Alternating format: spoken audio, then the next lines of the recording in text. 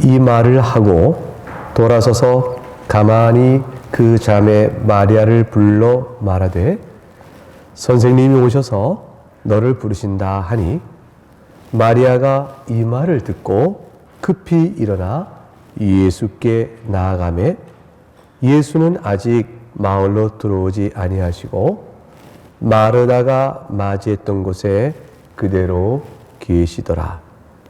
마리아와 함께 집에 있어 위로하던 유대인들은 그가 급히 일어나 나가는 것을 보고 곡하러 무덤에 가는 줄로 생각하고 따라가더니 마리아가 예수 계신 곳에 가서 배웠고 그 발 앞에 엎드려 이르되 주께서 여기 계셨더라면 내 오라버니가 죽지 아니었겠나이다 하더라.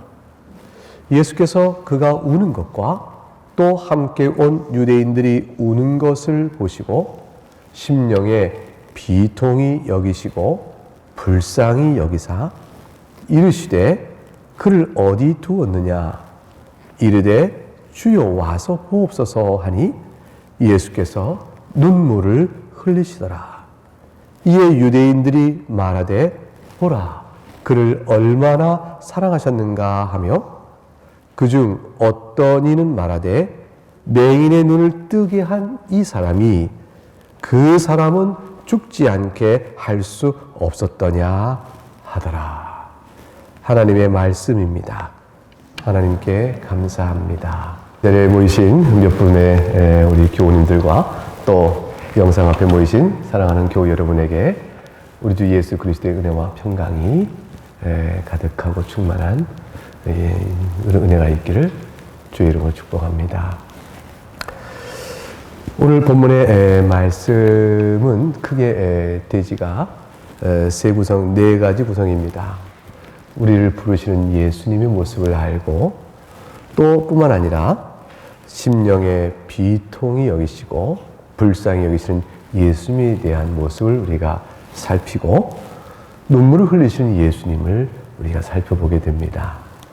그러한 그리스도의 모습을 통해서 우리가 어떠한 예수님을 믿고 있는지, 우리가 의지하는 우리의 소망이신 예수님은 어떤 분이신지에 대해서 우리가 말씀을 통해 큰 깨달음이 있기를 바랍니다. 예수님께서는 28절에 보면 예수님이 마리아를 부르신 사실을 알 수가 있습니다. 마르다가 예수를 만난 후에 마리아에게 갑니다. 그래서 28절에 보니까 가만히 그 자매 마리아를 불러서 이렇게 말하죠. 선생님이 오셔서 너를 부르신다. 이렇게 말을 전해주게 되어집니다. 예수님을 가리켜서 마르다는 마리아에게 선생님이 오셔서 이렇게 표현합니다. 그것은 마르다와 마리아 이 자매가 또는 죽은 나사로까지 포함해서 예수님과 아주 특별한 관계를 갖고 있다는 사실을 알 수가 있습니다. 그들은 예수님의 말씀이 하나님의 진리를 전하시는 선생님이시다라는 생각을 하고 있었고 또 예수님에 대하여 신실한 믿음으로 엎드려 의지하고 그의 말씀을 경청해 듣고 사랑하는 그러한 관계였음을 바로 알 수가 있었죠. 그래서 사실 마르다와 마리아는 선생님이 여기 오셔서 오셔서라는 말은 여기 이미 와 계시다는 뜻이에요. 선생님이 여기 와 계셔. 마리아야, 너를 부르시고 계셔. 이렇게 말을 전해줄 때 마리아 마음이 얼마나 기뻤을까를 한번 생각해 보세요. 이 기쁨은 왜냐하면 자신이 당한 슬픔이 너무 컸기 때문이죠. 우선 예수님께서 마르다를 통해서 마리아에게 선생님이 너를 부르신다고 말하는 것은 예수님이 마리아를 향한 특별한 사랑이 있음을, 관심이 있음을, 그 예수님의 눈길이 마리아에게 있음을 보여주고 있는 것이죠. 왜 예수님께서 마리아를 부르셨을까요? 마르다는 예수님 오신다는 말을 듣고 막 달려나와서 만나게 됐습니다. 만나서 마르다는 우리가 앞서 본 것처럼 예수님과 많은 대화를 나눕니다. 결국 마르다가 예수님은 그리스도이십니다 그리고 약속하여 세상에 오실 바로 하나님의 아들이십니다. 라고까지 고백하는 내용이 이루어지게 되어지죠. 그런 이후에 마리아도 예수님이 부르십니다. 예수님께서 마리아에게 찾아가시기보다 그를 부르셨습니다. 부르신다는 것은 마리아에게 뭔가를 해주신 말씀이 있는 거예요. 그 말씀이 도대체 뭘까요? 마리아에게 지금 어떤 말이 가장 필요할지를 예수님 아시죠? 그 필요를 구하는 마리아를 찾아 부르시는 겁니다. 이미 사실 이것은 마르다와 마리아가 예수님에게 사람을 보내서 당신이 선생님이 사랑하시는 자가 이제 병들어 죽겠습니다 라고 알릴 때 이미 저들이 지금 마르다와 마리아의 마음속에 예수님을 만나고 또 예수님께 기대했던 바가 있습니다. 그 간절한 소망이 무엇인지를 예수님은 알고 계시죠. 알고 계신 예수님께서 이 나사로가 죽었으나 마리아에게 해줄 말이 여전히 뭐가 있어서 부르시는 거예요. 이미 죽어서 상황 끝인데 예수님께서 마리아에게 무슨 말을 더 해줄 수 있을까? 혹시 원망이나 듣지 않을까요? 선생님 이제 오셔서 이제 저를 찾은 이유는 뭐예요? 진작 오셨어야 되죠. 이렇게 원망을 들을까 두렵지는 않으실까요? 예수님은 전혀 개의치 아니하시고 마리아를 불러내십니다. 왜일까요? 상황이 끝난 것이 아니기 때문에 그렇죠. 나사로가 죽었으나 상황이 끝난 것이 아닙니다. 마르다와 마리아가 간절히 예수님을 찾았을 때의 그 이유, 즉 위로, 구원하심, 그것을 예수님은 마리아에게 여전히 주실 수 있는 분이기 때문에 마리아를 불러내신 거죠. 사실 우리에게 예수님은 그런 분입니다.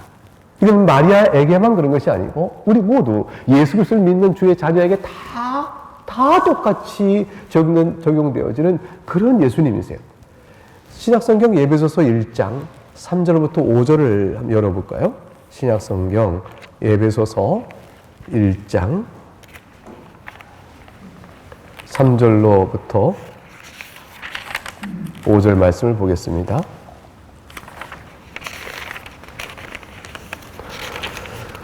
말씀을 우리 다 가정에서 영상으로 보시는 우리 교우들도 같이 한번 3절부터 5절까지 같이 읽어보겠습니다. 시작.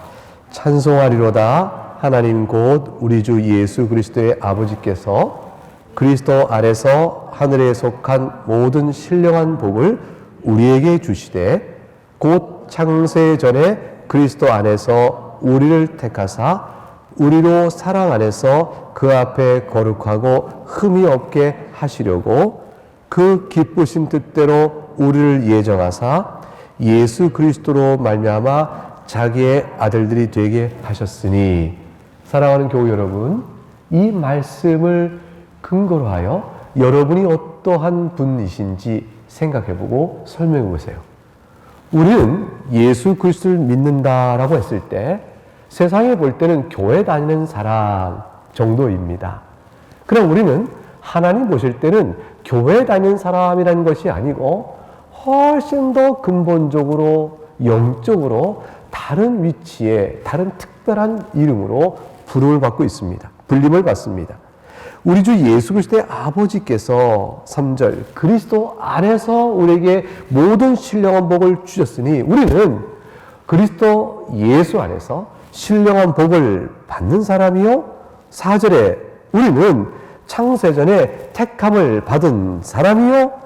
우리는 그리스도의 사랑 안에서 거룩하고 흠이 없도록 부르심을 받은 사람이요. 우리는 그리스도 안에서 예정을 받은 사람이요. 하나님의 아들이 된 자예요. 이런 자들이기 때문에 우리를 향하여 예수님은 항상 특별한 부름을 부르시고 있어요.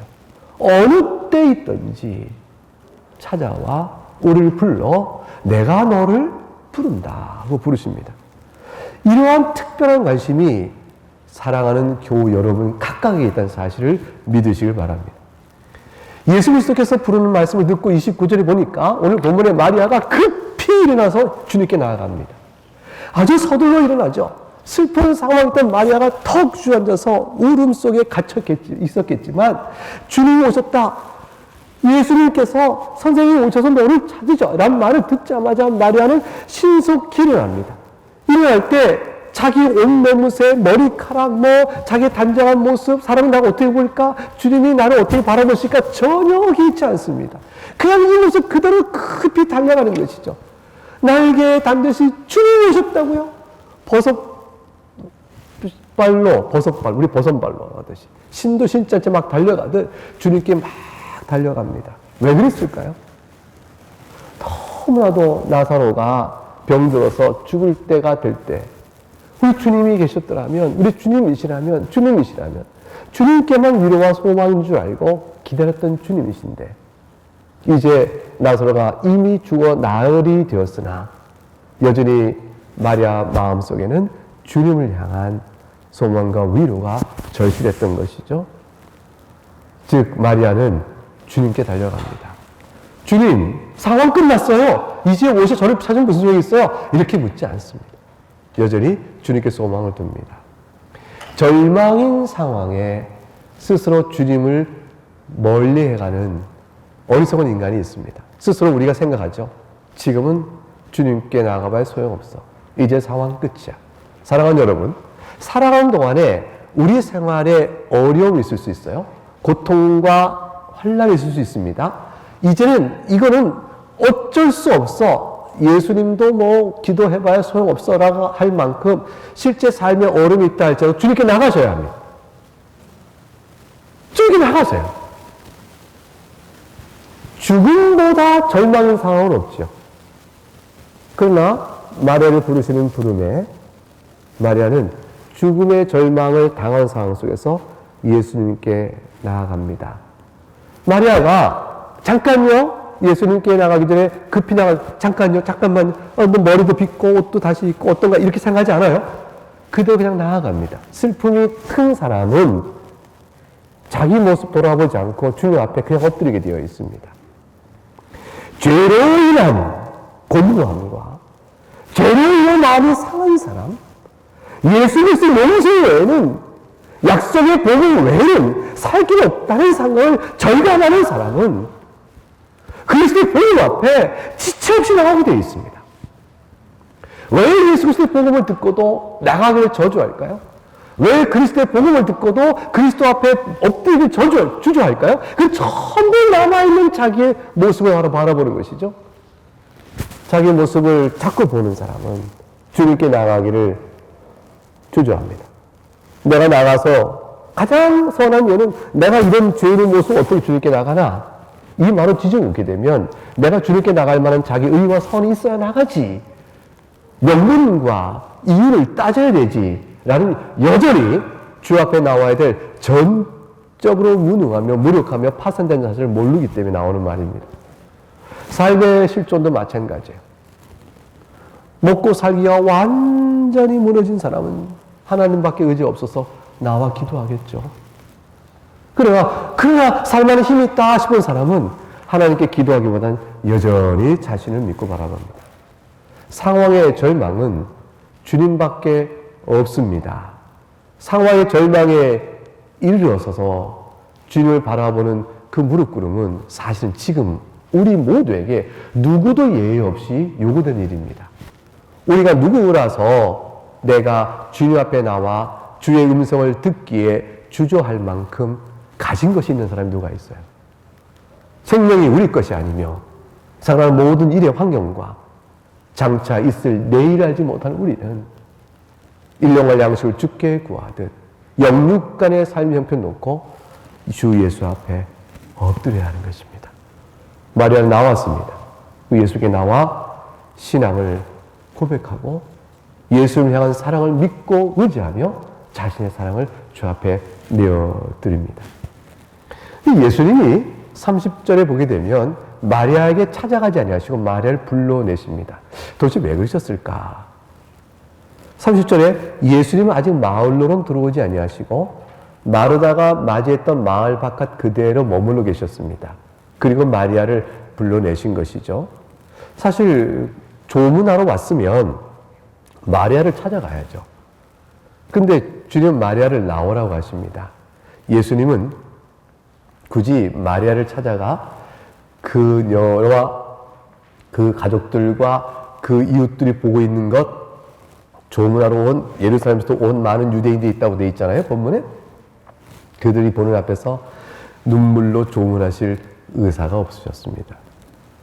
왜 그러셨을까요?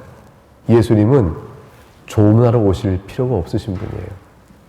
예수님은 조문해야 될 죽음의 이유를 없애주시려고 오신 분이에요. 그렇기 때문에 예수님은 차라리 그대로 마리아를 불러 마리아와 함께 무덤으로 가십니다.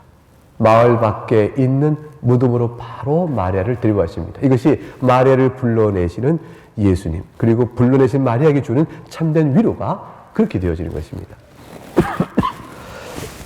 함께 유대인들이 따라왔죠. 마리아가 급히 일어나서 막 가니까 유대인들은 예수님이 불러간 줄 모르고 따라옵니다. 마르다가 마리아에게 은밀히 얘기했습니다. 선생님이 너를 부르신다. 그러니 유대인들은 함께 있던 일은 모르고 마리아가 급히 일어나서 막 가니까 마리아가 슬픔에 복받쳐서 이제 무덤에 가서 이제 죽은 지 나흘이 되는 그 오라비의 무덤 앞에서 오빠 이렇게 부를 거라 생각하고 애곡하러 같이 곡해주려 막 유대인들 따라오게 되었습니다. 그들이 곡하던 모습이 오늘 본문에 보면 31절에 함께 집에서 위로하던 유대인들이 되어 있어요. 그들이 곡하는 모습이 어떤 것을 위로가 될까요? 사실은 죽음으로 인하여 사랑한 사람을 잃어버린 사람에게 참된 위로는 그 잃어버린 사람을 다시 돌려주는 것이죠. 돌려주는 일에 참된 위로는 줄 수 없었던 자들.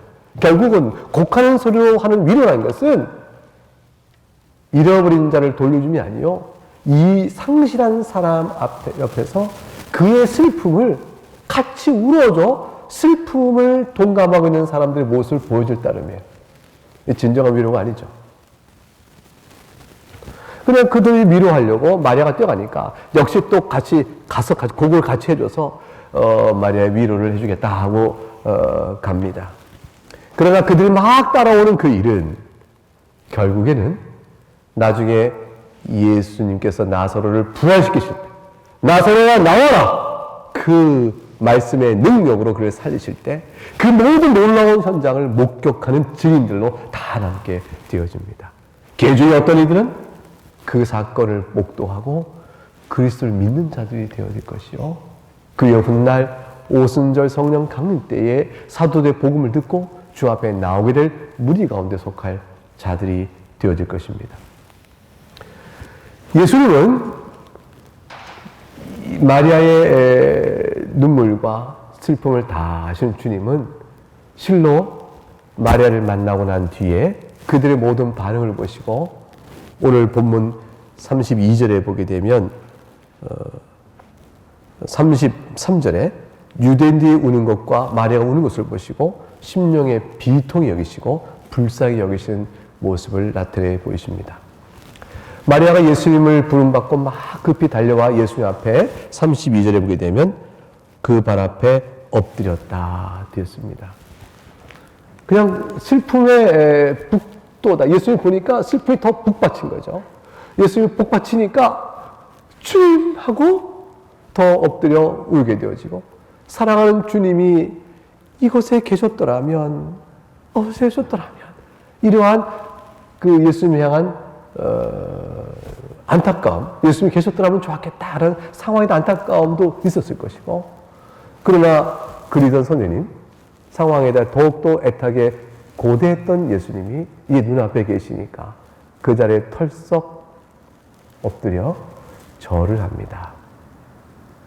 절을 한다는 것은 유대인 사회 속에서는 왕이나 아주 높은 고관대작 아니면 신앙적으로 하나님께 절을 하죠. 그러니까 사사로운 것은 아닙니다. 그러나 마리아가 예수를 향하여 깊은 공경과 예수를 향한 깊은 이해를 갖춰 절을 합니다. 엎드린 것이죠. 실제로 예수님은 우리의 모든 위로의 주님이십니다. 이 예수님 앞에 급히 달려가 배웠고 그 발에 엎드림이라는 것은 우리 모두에게도 예수님이 참된 위로가 되신다는 사실을 고백하게 될 때 그 앞에 나와 무릎 꿇는 것과 다를 바 없습니다. 고린도 후서 1장 3절부터 4절을 열어보시면 사도 바울이 이렇게 기록하고 있습니다. 고린도 후서 1장 3절로 4절 말씀.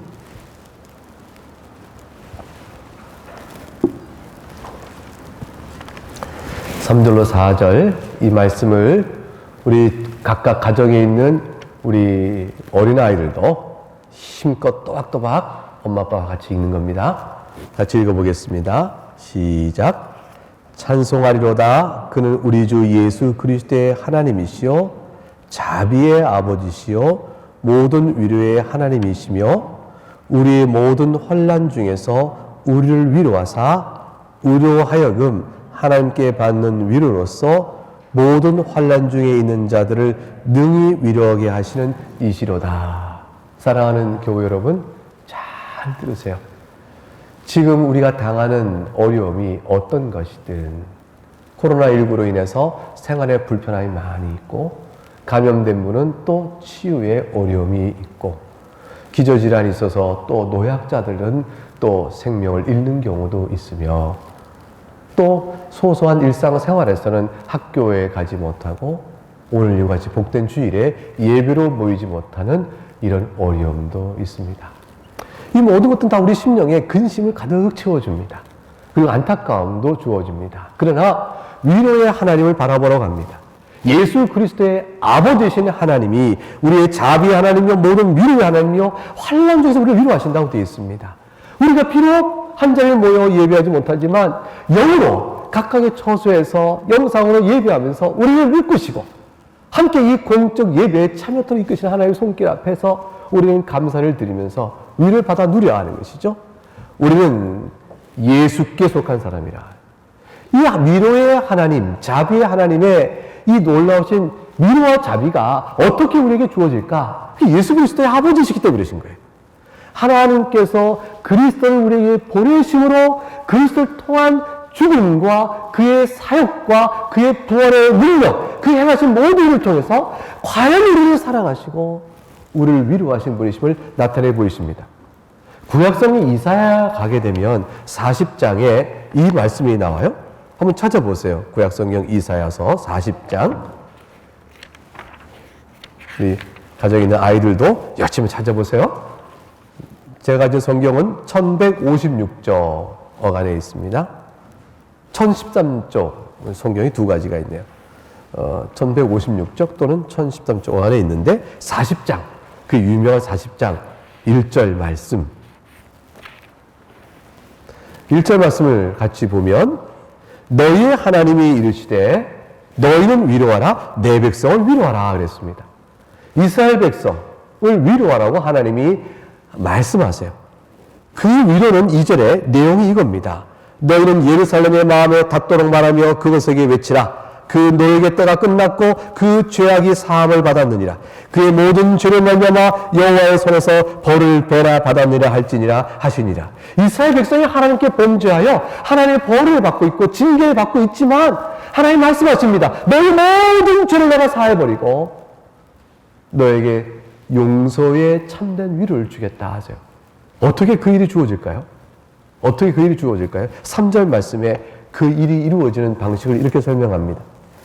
외치는 자의 소리여 이르되 너희는 광야에서 여호와의 길을 예비하라. 사막에서 우리 하나님의 대로를 평탄하게 하라. 여러분 이 말씀 유명한 말씀이에요. 어디서 봤죠? 세례 요한, 즉 예수님께 세례 줬던 요한이 그때 그렇게 얘기했어요. 너는 누구냐? 나는 너가 그리스도냐? 난 그리스도가 아니다. 너는 누구냐? 나는 광야에서 외치는 자의 소리가 있어요. 무슨 소리를 의미하는 걸까요? 이사야 4장 3절 말씀이에요. 외치는 자의 소리여 너는 광야에서 여호와의 길을 예비하라. 사막에서 하나님의 대로를 평탄하게 하라. 무엇을 예비하고 왜 길을 평탄하게 할까요? 그 길로 오실 한 분 때문에 그래요. 그 길로 오실 분이 누구냐면 5절입니다. 5절을 같이 읽어보죠. 시작. 여호와의 영광이 나타나고 모든 육체가 그것을 함께 보리라. 이런 여호와의 입이 말씀하셨느니라. 모든 육체가 함께 볼, 모든 사람 함께 볼 나타난 여호와의 영광, 예수 그리스도를 의미하는 겁니다. 결국 세례 요한은 오실 여호와의 영광인 예수 그리스도를 바라보게 하고 그를 통해 이루어질 하나님의 위로를 우리에게 전해주고 있는 것입니다. 사랑하는 여러분, 하나님 아버지, 자비의 하나님이요 긍휼의 아버지이신 하나님의 위로는 예수 그리스도를 통하여 이루어집니다. 마리아는 오늘 본문 다시 요한복음 11장 32절 하반절에 예수를 배웠고 그 발에 엎드렸습니다. 그리고 이렇게 말을 합니다. 주께서 여기 계셨더라면 내 오라버니가 죽지 아니하였겠나이다. 이것은 마르다가 한 말과 똑같은 말입니다. 21절에 마르다가 예수를 만났을 때 예수께 여짜오되 주께서 여기 계셨더라면 내 오라버니가 죽지 아니하였겠나이다. 어떻게 마르다의 말과 마리아의 말이 똑같을 수 있었을까? 그것은 마르다와 마리아가 같은 생각을 나누었기 때문에 그렇죠. 자, 사랑하는 오라비, 나사로가 죽을 병으로 죽어갑니다. 이제 얼마 안 남았구나. 이대로 죽게 됐구나. 그들의 생각에 예수님이 떠올랐고 마르다와 마리아가 얘기합니다. 우리 주님이, 우리 선생님이, 예수님이 여기 계셨더라면 우리 나사로가 죽지 않을 수 있을 거야. 그래, 맞아. 우리 예수님을 찾아 빨리 사람을 보내자. 맞아, 그래야겠어요. 마르다와 마리아는 같은 신앙으로 그 말을 나누었을 것입니다. 근데 흔히들 이제 마르다보다 마리아가 더 신앙이 좋다 이렇게 얘기도 하는데 사실은 성경적인 어떻게 마르다와 마리아의 신앙의 깊이와 내용을 구별할 만한 어떤 근거는 없습니다.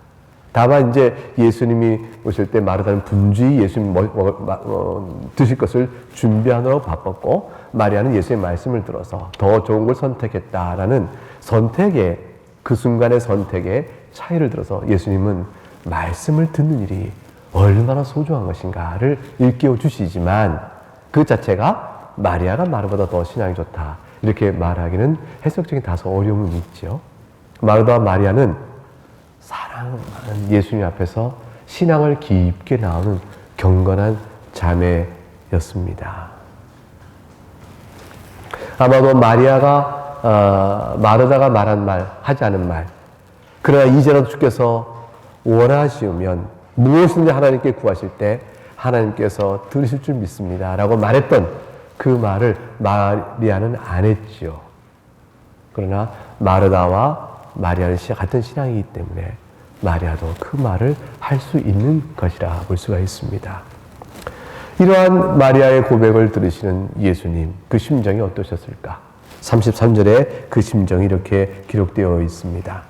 33절 말씀을 한번 같이 읽어보겠습니다. 시작. 예수께서 그가 우는 것과 또 함께 온 유대인들이 우는 것을 보시고 심령의 비통이 여기시고 불쌍히 여기사. 예수님은 정말로 사람으로 오신 분입니다. 참 하나님이시지만 또한 참 사람이셨습니다. 그래서 심령의 비통이 여기고 불쌍히 여기시는 인간적 성정의 반응을 이렇게 나타내 보이시고 계십니다. 예수님은 요한복음 13장 21절에도 심령이 괴로워하며 증언하여 이르시되 내가 진실로 너에게 이르노니 너희 중 하나가 나를 팔 것이라. 가룟 유다의 배신을 미리 말씀하셨습니다. 그때도 심령이 괴로워하셨다. 요한복음 13장 21절에 기록되어 있습니다. 예수님은 심정이 우리와 똑같은 심정으로 아픔과 슬픔과 괴로움을 똑같이 겪고 나가십니다. 그 예수님이 하나님이 아니시다는 증거가 아니에요. 신성에 따라 온전한 하나님이시지만 인성에 따라 우리와 다를 바 없는 똑같은 분으로서 심령의 상함을 똑같이 겪으십니다. 심령이 비통이 여기시다는 말의 뜻은 비라는 것은 아픔과 슬픔을 갖고 계시다. 이런 뜻이 되어지는데 헬라어 원문도 그 헬라어 원문이 이 말의 상태, 말이 콧숨을 콱 들어가면서 거리는 거와 비슷한 거예요. 말이 으르렁거리는지 모르겠습니다만은 히힝거리겠죠. 그러니까 어떤 짐승이 으르렁거리듯이 콧구멍을 푹 내쉬듯이 이렇게 하는 표현 자체가 원문의 원어적인 의미의 1차 의미예요. 그걸 통해서 2차적으로 사람의 어떤 감정적 상태에 적용합니다. 따라서 이 말은 뭐냐면 분노가 일어나는 뜻을 1차적으로 담아요. 예수의 마음속에 분이 일어나시는 겁니다. 분노의 마음이 일어나시고 그리고 그 분노에 따라 어미 꾸짖고 또 책망하시는 마음에 그 감정적 상태가 일어나셨다는 걸 뜻으로 여기시는 거예요. 예수의 마음에 지금 유대인들과 마리가 우는 것을 보시고 심령에 그 불안과 또는 책망의 마음이 이렇게 일어나셨다라는 단어를 쓰고 있습니다. 문제는 뭐냐면 예수님이 왜 그런 마음을 가지셨을까? 무엇을 향해 가지신 분노며 책망이었을까? 그것이 우는 마리아여 우는 유대인들을 책망하시고 그를 향해 분을 내신 것인가? 그럴 수가 아닌 것이죠. 그것이 아닙니다. 그것이 아니고 우는 마리아와 우는 유대인들의 그 슬프고 비참한 처지를 일으키고 있는 상황에 대한 분노입니다. 예수님은 우리의 처지에 대하여 그렇게 분노하세요. 우리가 모든 처지를 일으킨 모든 상황에 대해서 분노하시고 책망의 마음을 가지세요. 즉 마리아와 유대인이 나사렛 주님 앞에 울지 않을 수 없었던 그 고난과 슬픔과 죽음에 대한 주님의 분노가 있으십니다. 사랑하는 주에 속한 사람들의 모든 고난, 그들이 겪어야 된 인생의 많은 환난과 슬픔, 그로 인한 괴로움이 있을 때 주님은 그것들의 상황에 대해서 주님은 분노하십니다. 그리고 그 상황이 있게 된 사실은 주님의 분노의 대상이요. 그 분노의 대상은 더 넘어갑니다. 그 모든 일을 있게 한 죄의 세력에 대한 강한 주님의 질책과 책망과 분노가 있으십니다.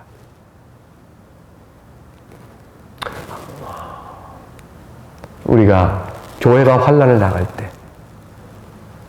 교회가 예수 그리스도를 믿는 신앙 때문에 세상으로부터 환난을 당할 때,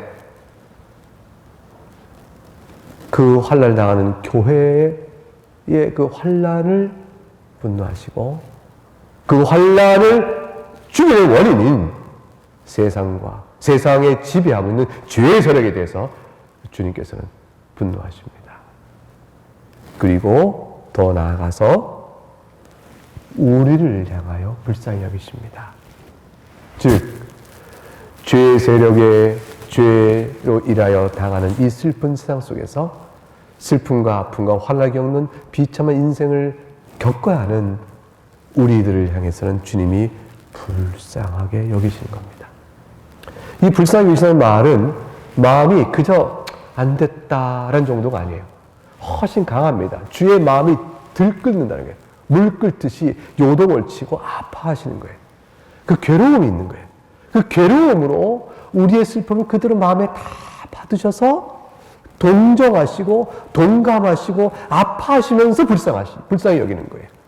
그러니까 어떤 어려운 처지의 삶을 보면서 이거 안 됐어. 그럼 돌아서 나는 괜찮은 게 참 다행이다. 이렇게 생각하는 불쌍하게 여기는 게 아닙니다.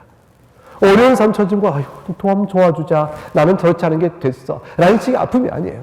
주님은 우리와 똑같이 우리의 처지와 우리의 자리 속에 들어와 그 자신의 아픔으로 받으시고 자신의 괴로움을 받으시고 자신의 비참을 받으시고 마음이 물끝 끌어올리시면서 연호하시면서 괴로워하시는 아픔으로 참여하시는 것입니다.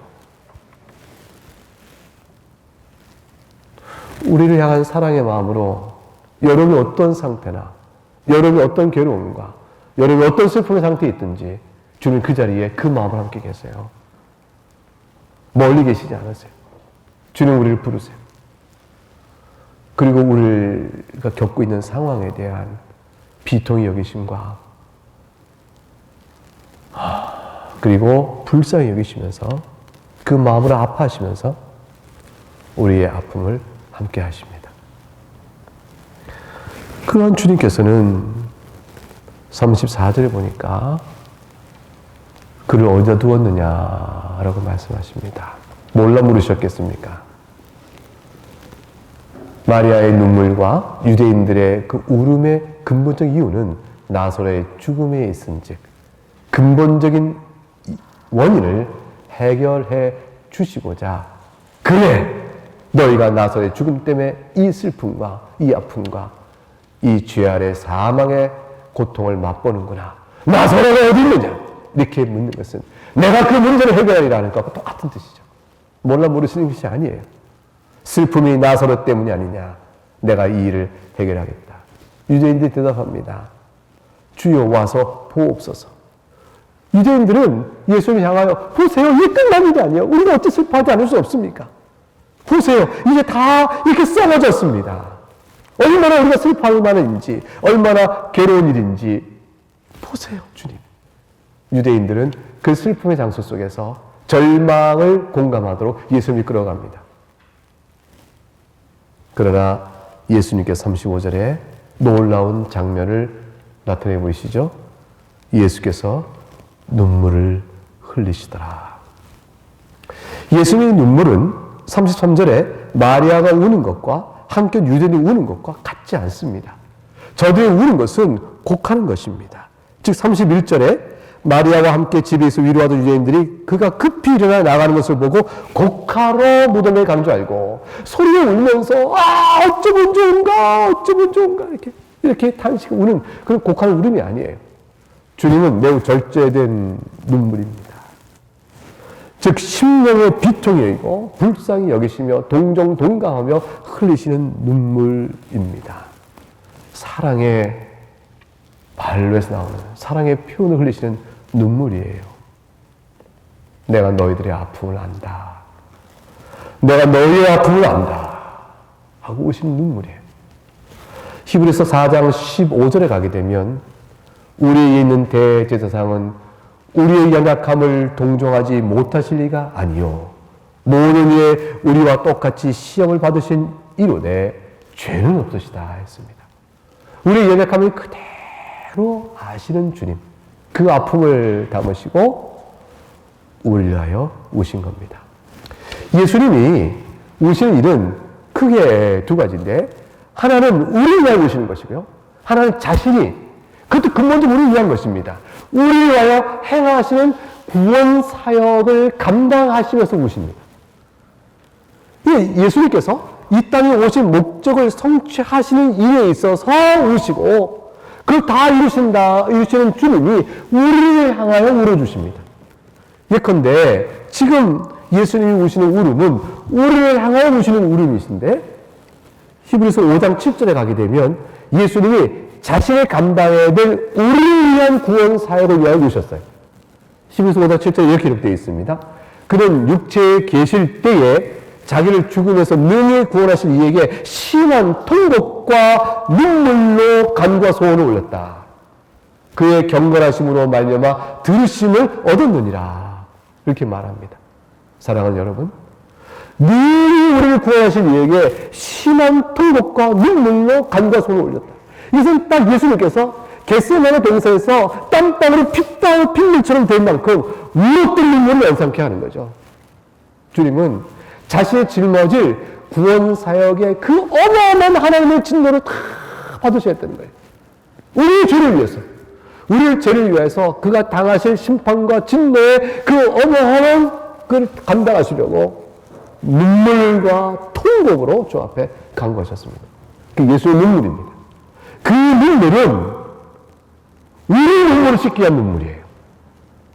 예수의 그 통곡과 그 눈물은 영원히 눈물을 씻기 위한 것이에요. 우리가 당한 모든 인생 중에 각각의 처지와 상황이 어떠든지 우리 눈물을 씻기 위한 그 눈물 흘리심입니다. 요한계시록 7장을 열어볼까요? 요한계시록 7장 13절부터 17절까지 말씀. 13절부터 말씀을 제가 읽겠습니다. 장로 중 하나가 응답하여 나에게 이르되 이 흰옷 입은 자들이 누구며 또 어디서 왔느냐? 내가 말하기를 내 주여 당신이 하시나이다 하니 그가 나에게 이르되 이는 큰 환난에서 나오는 자들인데 어린 양의 피에 그 옷을 씻어 희게 하였느니라. 그러므로 그들이 하나님의 보좌 앞에 있고 또 그의 성전에서 밤낮 하나님을 섬김에 보좌에 앉으신 이가 그들 위에 장막을 치시리니 그들이 다시는 줄이지도 아니하고 목마르지도 아니하고 해나 아무 뜨거운 기운에 상하지도 아니하리니. 17절을 다 같이 읽어봅니다. 시작. 이는 보좌 가운데 계신 어린 양이 그들의 목자가 되사 생명수 샘으로 인도하시고 하나님께서 그들의 눈에서 모든 눈물을 씻어 주실 것입니다. 어린 양의 피에 그 옷을 씻어 희게 되어진 하나님의 백성 그리스도 안에 있는 여러분의 눈물은 하나님께서 씻어 주십니다. 예수님이 우리의 목자가 되사 생명수로 인도하십니다. 이 눈물을 씻어 주시기 위한 눈물을 주님이 흘리신 거예요. 이 예수의 눈물을 유대인들이 이해하지 못했어요. 이 인간의 모습입니다. 예수의 눈물을 이해하지 못했던 저들이 36절에 이렇게 반응합니다. 보라! 그 얼마나 사랑하셨는가 보라! 이렇게 말합니다. 나사로의 죽음 앞에서 눈물을 흘리자 자기들의 눈물처럼 해석한 것이죠. 더 이상 돌이킬 수 없는 완전한 상실, 완전한 빼앗김, 사랑하는 사람을 완전히 빼앗겨버렸어요. 다시 돌아올 수 없는 그 헐레로 사라져버린 것이죠. 잠시 동안도 살아서 말했고 눈을 마주쳤고 그 온기를 느꼈고 대화하며 생각과 마음을 나눴던 바로 그 사람이 한순간에 사라져버린 겁니다. 흙이 되어버리는 상실의 그 아픔 속에서 인간은 울 수밖에 없었죠. 저들은 예수의 눈물을 그 상실의 눈물로 이해했습니다. 그러나 예수의 눈물은 그런 것이 아니었습니다. 죄의 지배 아래 살아가는 인생들을 향한 눈물이었고 죄의 세력으로 인하여 죽음의 권세 아래 살아가는 비참한 인간의 실상에 대한 눈물이었으며 죄를 주장하는 마귀의 권세에 대한 분노를에서 끓어오는 눈물이었고 사랑하신 자, 그 사랑한 자의 각각 형편과 처지 안에 있는 고통을 보시고 동정하시고 동감하시고 함께 하심으로 흘리시는 눈물이었습니다. 그러나 이것은 상실의 눈물이 아니에요. 왜냐하면 넉넉히 회복해 주시는, 넉넉히 갚아주시는 그분이시기 때문에 그래요. 요한복음 6장 39절에 주님 분명히 이렇게 말씀하셨습니다. 예수님의 선언입니다. 나를 보내신 이의 뜻은 내게 주신 자 중에 내가 하나도 잃어버리지 아니하고 마지막 날에 다시 살리는 것이라. 마지막에 다시 살리실 주님께서는 상실의 눈물이 있을 수가 없습니다. 37절에 가니까 그 중에 어떤 이는 예수의 눈물을 보고 말합니다. 매일의 눈을 뜨게 한 이 사람이 그 사람은 죽지 않게 할 수 없었더냐 하더라.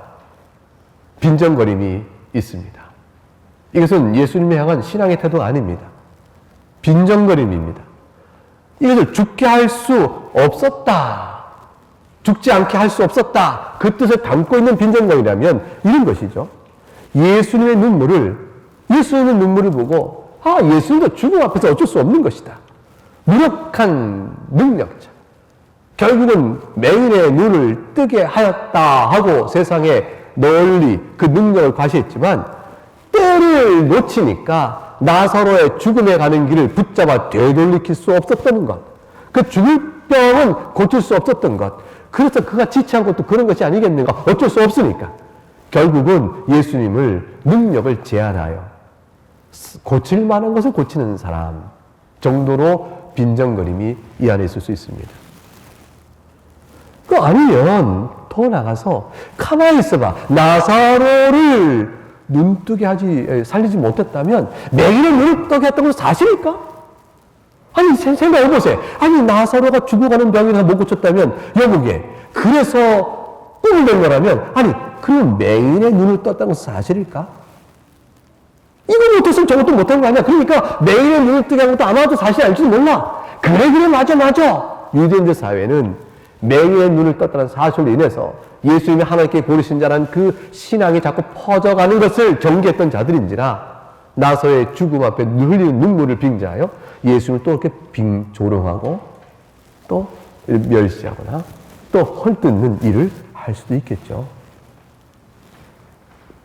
최소한 맹인의 눈을 떴다는 사실을 인정한다 할지라도 에이 아니야 맹인의 눈 뜬 건 사실이야. 그거는 나사로 죽었다 해도 그거 아니라고 말할 수는 없지. 맹인의 눈을 뜨게 해서 사실이야. 그러면 둘 중에 하나네. 나사로를 살 수 없었거나 아니면 맹인의 눈을 뜨게 했다면 나사로 살 수 있어야 되는 거였어. 근데 왜 안 살렸을까? 그럼 이거 하나네. 그럼 뭘까요? 예수님은 그렇게 좋은 분이 아니야. 필요에 따라 하시지만 그렇게 선하신 분은 아닐걸. 냉소적인 판단으로 예수님을 판단하는, 비방하는 그런 일도 있을 수 있습니다. 주석가들 가운데는 이 말을 들어서 마귀적인 비방거리다 이렇게 얘기를 합니다. 보라, 눈물을 흘리니 나사로를 꽤나 사랑하신 분이 맞지? 그럼 맹인의 눈을 뜨게 했다면 나사로의 병도 고칠 수 있는 분이라는 걸 봐야 되지 않겠어? 근데 이제 와서 눈물만 흘리네? 에이, 별로 예수님은 그렇게 믿을 만한 분 못 되겠어. 이런 것이죠. 예수님을 조롱하는 겁니다. 어찌됐건 예수님을 향한 마귀적인 비방과 중상과 조롱의 마음이 요 안에 싹 들어와서 불신앙적 태도로 예수님을 기회를 보고 비방하는 말로 이어져 갑니다. 사람들은 그렇습니다. 사람들은 그렇습니다. 예수 믿는 자들아, 너희들 믿는 하나님이 선하시면 능력이 있고 창조주라면 원래 이 코로나19 사태를 단숨에 기도하여 다 없애라. 어쩌고 안 그런가? 뭐 이렇게 따질 수 있는 것이죠.